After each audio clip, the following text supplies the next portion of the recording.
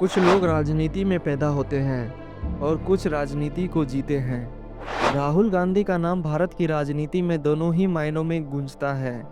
एक तरफ वो भारत की सबसे प्रभावशाली राजनीतिक परिवार से आते हैं, वहीं दूसरी तरफ उन्हें हर कदम पर संघर्ष और आलोचना का सामना करना पड़ता है।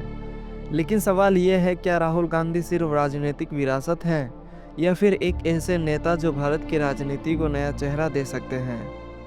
राहुल गांधी का जन्म 19 जून 1970 को नई दिल्ली में हुआ था। उनके पिता राजीव गांधी भारत के फॉर्मर प्राइम मिनिस्टर थे और मां सोनिया गांधी इंडियन नेशनल कांग्रेस की लॉन्गेस्ट सर्विंग प्रेसिडेंट रही हैं। राहुल गांधी का परिवार पॉलिटिकल लेगेसी से भरा हुआ है। उनकी दादी इंदिरा गांधी इंडिया की पहली और अब तक की एकमात्र महिला प्रधानमंत्री थी और उनके परदादा जवाहरलाल नेहरू भारत के पहले प्रधानमंत्री थे। राहुल गांधी की एक बहन भी है, प्रियंका गांधी वाड्रा, जो अभी कांग्रेस पार्टी में एक्टिव है। बचपन से ही राहुल को एक ऐसे इन्वायरमेंट में पाला गया जहां पॉलिटिक्स हर रोज का हिस्सा था, लेकिन साथ ही उनका बचपन चैलेंजेस से भी भरा रहा। 1984 में उनकी दादी इंदिरा गांधी के एसेसिनेशंस और 1991 में उनके पिता राजीव गांधी के एसेसिनेशंस ने राहुल गांधी की जिंदगी को गहरा असर दिया। इन घटनाओं ने राहुल के अंदर एक अलग ही सोच और मैच्योरिटी डेवलप की, जो बाद में उनके पॉलिटिकल डिसीजंस में भी दिखाई दी। राहुल गांधी ने अपनी शुरुआती पढ़ाई सेंट कोलंबा स्कूल दिल्ली से शुरू की, लेकिन सुरक्षा कारणों की वजह से उन्हें कई बार स्कूल बदलना पड़ा। बाद में वे दून स्कूल देहरादून में पढ़े, जहां उनका बचपन के कई साल गुजरे। लेकिन 1984 में उनकी दादी इंदिरा गांधी की हत्या के बाद राहुल और प्रियंका को सुरक्षा के कारण घर पर ही पढ़ाई करनी पड़ी। हायर एजुकेशन के लिए उन्होंने हार्वर्ड यूनिवर्सिटी में दाखिला लिया, लेकिन 1991 में पिता राजीव गांधी की हत्या के बाद पढ़ाई अधूरी छोड़नी पड़ी। इसके बाद उन्होंने अमेरिका की रोलिंग्स कॉलेज फ्लोरिडा से 1994 में ग्रेजुएशन पूरा किया। फिर 1995 में उन्होंने कैम्ब्रिज यूनिवर्सिटी यूके से एमफिल इन डेवलपमेंट स्टडीज़ की डिग्री हासिल की। यह समय उनके लिए बेहद अहम था, क्योंकि यहीं से उन्होंने वैश्विक राजनीति और विकास की नीतियों को गहराई से समझना शुरू किया। पढ़ाई पूरी करने के बाद राहुल गांधी ने कुछ समय के लिए कॉरपोरेट दुनिया में भी काम किया। लंदन में उन्होंने मॉनिटर ग्रुप नाम की कंसल्टिंग कंपनी में बतौर मैनेजमेंट कंसल्टेंट काम किया। यह एक्सपीरियंस उनकी सोच और काम करने के तरीके में झलकता है। राहुल गांधी अपनी पर्सनल लाइफ को हमेशा सीक्रेट रखते हैं। मीडिया में उनके रिश्तों को लेकर कई अफवाहें आई, लेकिन उन्होंने कभी भी इस पर खुलकर बात नहीं की। वे अब तक अनमैरिड हैं और बेहद सादगी भरा जीवन जीते हैं। उन्हें यात्रा करना, रोमांचक खेलों का शौक और गांवों में लोगों के बीच रहना पसंद है। राहुल गांधी का आधिकारिक राजनीतिक सफर शुरू हुआ 2004 के लोकसभा चुनावों से, जब उन्होंने उत्तर प्रदेश की अमेठी सीट से चुनाव लड़ा। यह वही सीट थी जहां से उनकी मां सोनिया गांधी और पिता राजीव गांधी चुनाव जीतते रहे थे। पहले ही बार में उन्होंने 3.5 लाख वोट के बड़े अंतर से जीत दर्ज की और लोकसभा के सदस्य बने।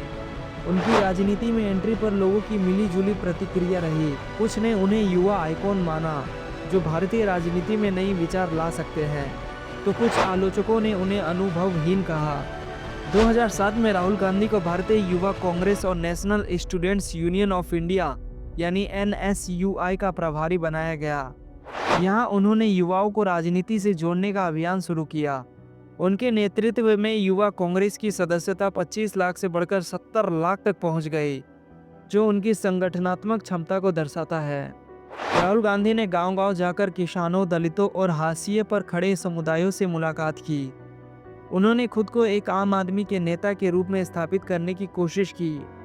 हालांकि उनकी शैली और भाषाओं को लेकर अक्सर मीडिया और विपक्ष ने मजाक उड़ाया, फिर भी उन्होंने हार नहीं मानी और धीरे धीरे कांग्रेस पार्टी का एक अहम चेहरा बन गए। 2004 का साल राहुल गांधी के लिए एक टर्निंग पॉइंट साबित हुआ। अमेठी से उन्होंने लोकसभा चुनाव लड़ा और बड़ी जीत हासिल की। इस जीत ने उन्हें न सिर्फ संसद तक पहुंचाया, बल्कि कांग्रेस कार्यकर्ताओं के बीच एक नई उम्मीद भी जगाई। जीत के बाद उन्हें पार्टी में लगातार जिम्मेदारियां मिलने लगी। यूथ कांग्रेस और NSUI का नेतृत्व उनके हाथों में सौंपा गया। राहुल का मकसद साफ था, युवाओं को राजनीति की मुख्य धारा में जोड़ना। उनके नेतृत्व में कई युवा कार्यकर्ता आगे आए और कांग्रेस का चेहरा बदलने लगा। 2009 में कांग्रेस को शानदार जीत मिली। माना गया कि युवाओं से जुड़ने की रणनीति और राहुल गांधी की मेहनत का इसमें अहम योगदान था। लेकिन राजनीति की राह हमेशा आसान नहीं होती। धीरे धीरे राहुल गांधी को आलोचनाओं का सामना करना पड़ा। उनके भाषणों, इंटरव्यूज और काम करने के तरीके पर सवाल उठाए गए। लोग उन्हें गंभीर नेता नहीं मानने लगे, मगर राहुल ने पीछे हटने के बजाय और भी सक्रिय होने का फैसला किया। यही नहीं, उन्होंने अंतर्राष्ट्रीय मंचों पर भी भारत की आवाज़ उठाई। हार्वर्ड और कैम्ब्रिज जैसे मंचों पर वे बार बार दिखे और कोशिश की कि भारत की आधुनिक सोच और युवाओं की आकांक्षाओं को दुनिया तक पहुंचाया जाए। लेकिन असली चुनौती 2014 में आई। इस चुनाव में कांग्रेस को करारी हार झेलनी पड़ी और पार्टी केवल 44 सीटों पर सिमट गई। ये राहुल गांधी और कांग्रेस दोनों के लिए अब तक का सबसे बड़ा झटका था। 2019 में राहुल गांधी ने वायनाड से जीत दर्ज की, लेकिन अमेठी जैसी पारंपरिक और पारिवारिक सीट हार गए।